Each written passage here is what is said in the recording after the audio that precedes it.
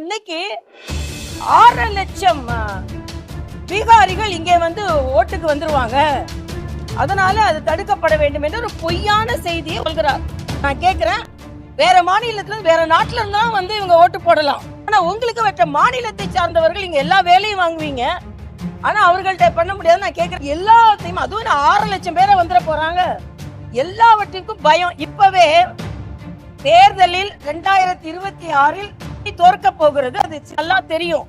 அதுல இப்பவே 6 லட்சம் பீகார் போட்டதுனாலதான் நாங்க தோத்து போனோம் அப்படின்னு ஒரு கதையை சொல்லலாம்னு இப்பவே சொல்ல ஆரம்பிச்சிருக்காங்க.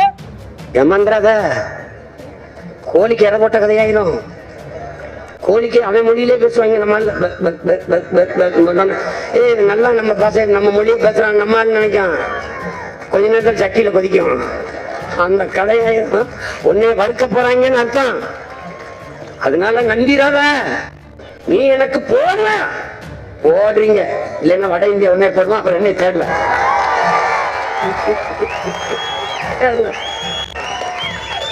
இவர்களால எல்லாம் சரி செய்ய முடியாத ராஜா.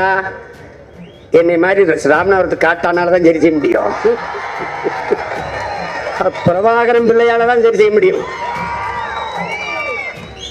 எனக்கு ஒரே ஒரு நடுக்கம் தான், ஈழத்தில் நடந்ததை என் நிலத்தில் என் இனத்திற்கு நடந்துவிடும்.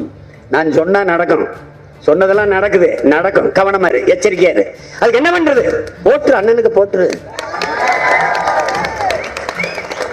எங்கன்னா பார்த்தாலும் நின்னுக்கிட்டு காதுகிட்ட போல போலோ அப்படின்னு ஏதாவது பேசிட்டா, ஐயோ எங்க போய் நிக்க போகுதுன்னு தெரியல.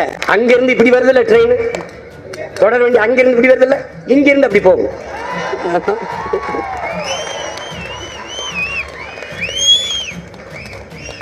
அவனுக்கு வாக்குரிமை கொடுத்து வச்சிருக்கானா, ராவா எடுத்துருவேன். எதை வேண்டா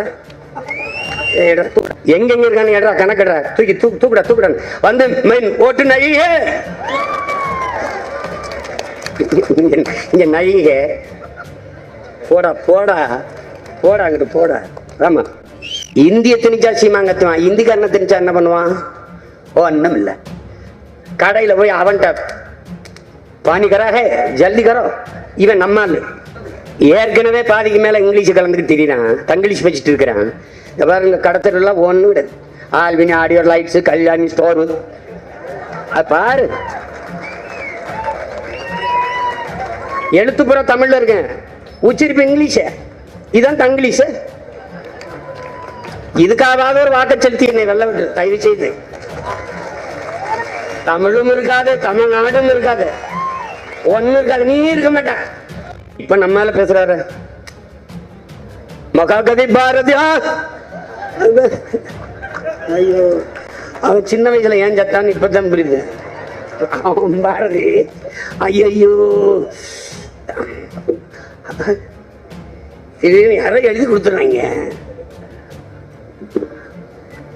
அங்க இப்படி வலையில எடுத்து ஓடிக்கிட்டு இருக்கு, டெலிகிராம் இப்படி ஓடுது. வரப்போயரா நீரும் நீர் வயலா நெல்.